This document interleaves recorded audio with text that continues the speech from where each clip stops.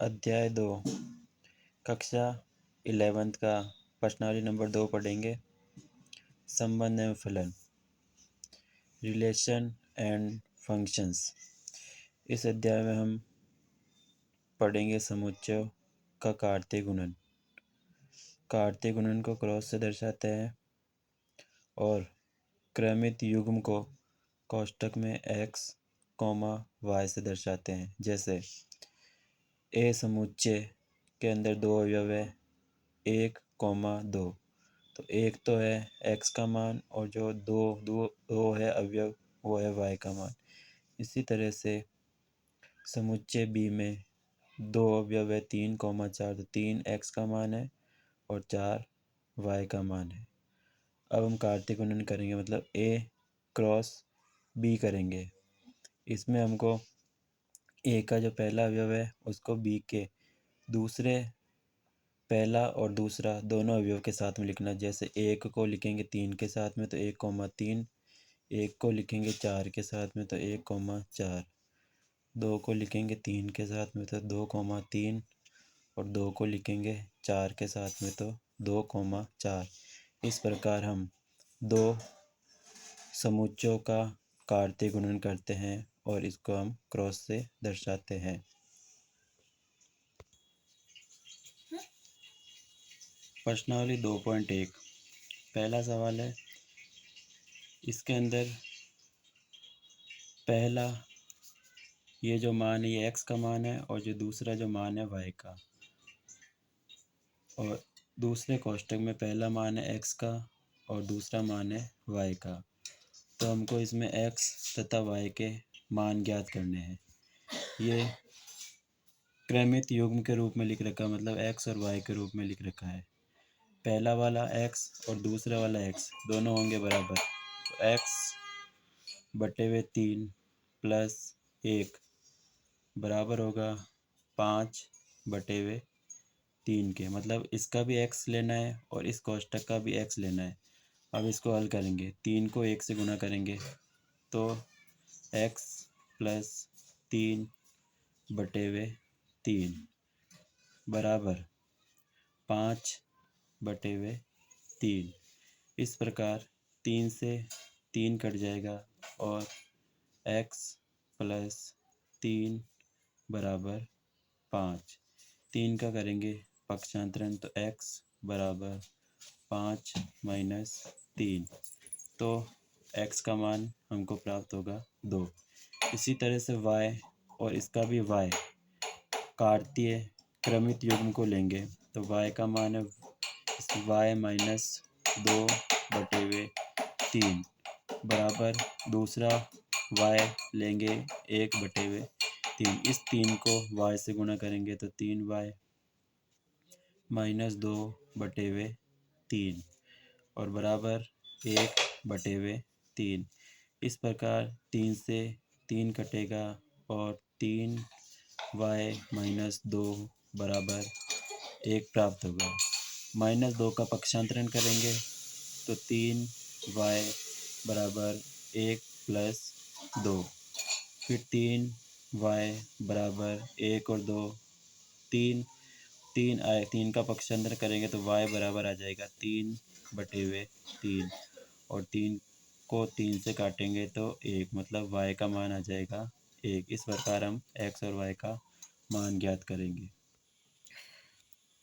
अगला सवाल है, यदि समुच्चय A में 3 अवयव है तथा समुच्चय B में 1, 2, 3 अवयव है तो A क्रॉस B में अवयवों की संख्या ज्ञात कीजिए।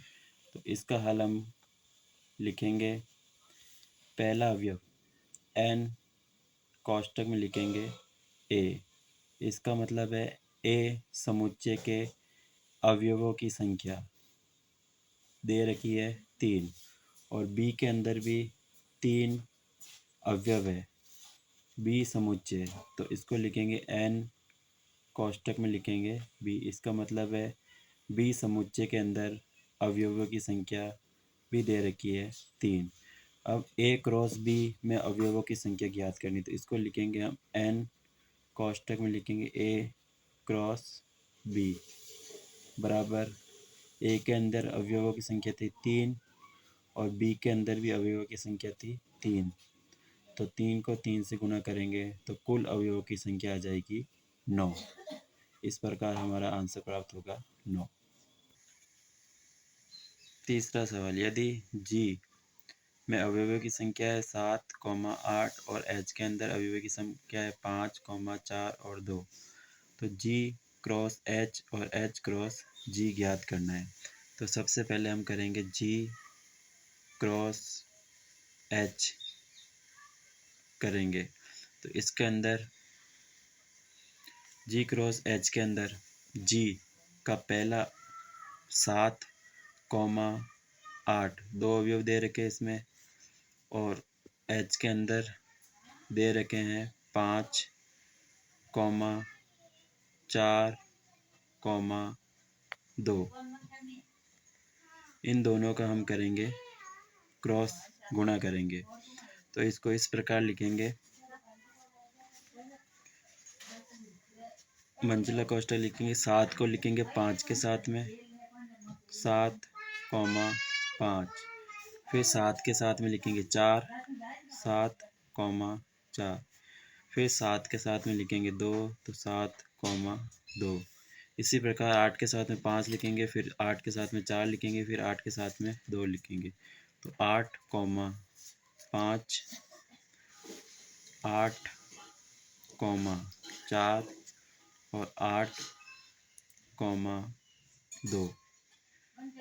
इस प्रकार हम जी क्रॉस एच मतलब कार्तीय गुणन करेंगे।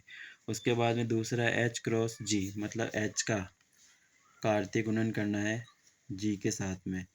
तो इसमें हमको एच समुच्चय के अवयव पहले लिखने पड़ेंगे। तो एच समुच्चय के अवयव लिखेंगे पहले 5, 4, 2। उसके बाद में जी समुच्चय के अवयव लिखेंगे क्रॉस लगा के।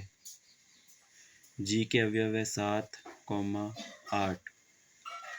अब इसको कार्तीय गुणन करेंगे तो 5 के साथ में ये दोनों अवयव लिखेंगे। पहला 5 के साथ में लिखेंगे 7 को, फिर 5 के साथ में लिखेंगे 8 को। इसी प्रकार 4 के साथ में लिखेंगे 7 को, वापस 4 के साथ में लिखेंगे 8 को। उसके बाद में वापस 2 के साथ में लिखेंगे 7 को, फिर 2 के साथ में लिखेंगे 8 को। इस प्रकार हमने एच और जी का कार्तीय गुणन किया। पहले जी इंटू एच का किया, फिर एच इंटू जी का किया। चौथा सवाल, बतलाइए कि निम्नलिखित कथनों में से प्रत्येक सत्य है अथवा असत्य। यदि कथन असत्य है तो दिए गए कथन को सही बनाकर लिखिए। पहला सवाल है, पी समुच्चय के अवयव दे रखे हैं m, n। क्यू समुच्चय के अवयव दे रखे n, m। तो p क्रॉस q बराबर समुच्चय दे रखे m, n और n, m। मतलब इसमें दे रखे हैं p क्रॉस q समुच्चय के अवयव दे रखे, दो अवयव दे रखे हैं। p के दो अवयव है और q के भी दो अवयव है। मतलब इसको हम लिखेंगे p समुच्चय के अवयवों की संख्या बराबर 2। इसी प्रकार q समुच्चय के अवयवों की संख्या बराबर 2। हमको p क्रॉस q के कुल समुच्चयों की संख्या लिखनी है। तो 2 का गुणा 2 से करेंगे तो कुल प्राप्त होंगे 4 अवयव। लेकिन यहाँ पे p क्रॉस q के दो अवयवी दे रखे हैं, मतलब दिया गया कथन असत्य है। मतलब कथन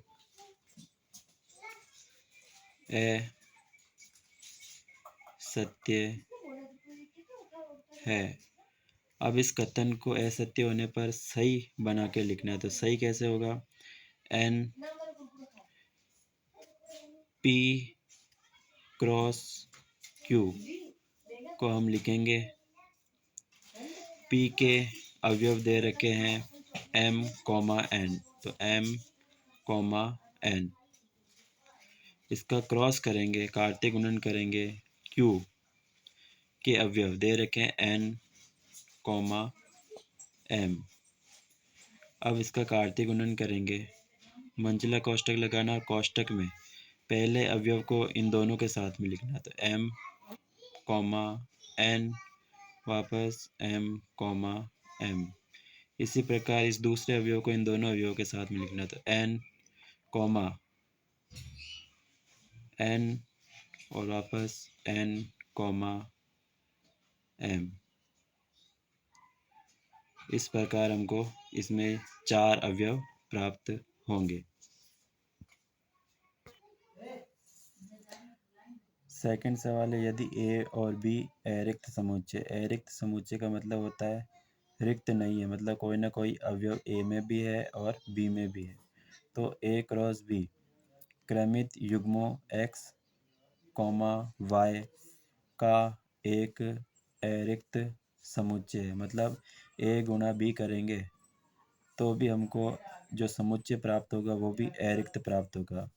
इस प्रकार कि x बिलोंग्स टू a, मतलब x के अंदर a के अवयव होने चाहिए और y के अंदर b के अवयव होने चाहिए। कथन सही है या गलत है वो हम देखेंगे। तो सबसे पहले हम माना कि a समुच्चय के अंदर अवयव है 1। इसी प्रकार b के अंदर माना कि अवयव है 2 कॉमा 3। अब हम a क्रॉस b करेंगे, मतलब a क्रॉस b। इसमें हम करेंगे, एक को 2 के साथ में लिखेंगे, फिर एक को 3 के साथ में लिखेंगे, तो 1 कॉमा 2 फिर 1 कॉमा 3 लिखेंगे। ये हमने किया a cross b।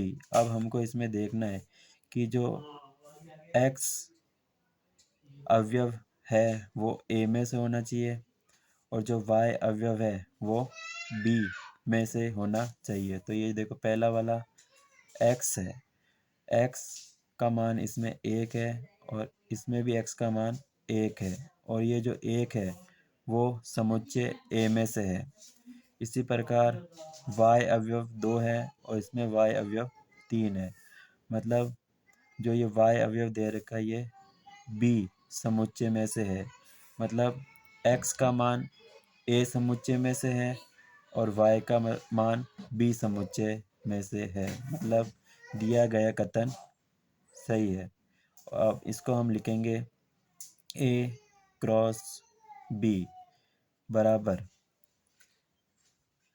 x comma y के रूप में है, मतलब x के जो मान है वो a में से a समुच्चय में है और y के जो मान है वो b समुच्चय में से है। उसके बाद में हम लिखेंगे x बिलोंग्स टू a और y बिलोंग्स टू b, और फिर लिखेंगे कथन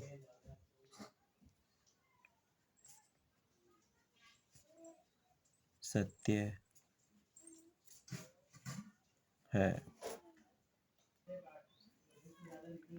तीसरा सवाल, यदि a समुच्चय के अवयव है 1 कॉमा 2, b समुच्चय के अवयव है 3 कॉमा 4, तो a क्रॉस b इंटरसेक्टिंग रिक्त समुच्चय या फाई समुच्चय, इसको फाई भी बोलते हैं और रिक्त समुच्चय भी बोलते हैं, बराबर रिक्त समुच्चय आना चाहिए। तो हम इसमें करेंगे a क्रॉस अवयव b इंटरसेक्टिंग रिक्त समुच्चय और बराबर, मतलब LHS को हल करेंगे बराबर RHS को हल करेंगे, दोनों का मान बराबर आना चाहिए। सबसे पहले हम करेंगे बी इंटरसेक्टिंग, रिक्त समुच्चय को हल करेंगे। तो रिक्त समुच्चय का किसी भी समुच्चय के साथ में इंटरसेक्टिंग लेते हैं तो हमेशा रिक्त समुच्चय प्राप्त होता है। तो ए क्रॉस बी का इंटरसेक्टिंग रिक्त समुच्चय के साथ में लेंगे तो प्राप्त होगा इंटर, ये रिक्त समुच्चय प्राप्त होगा।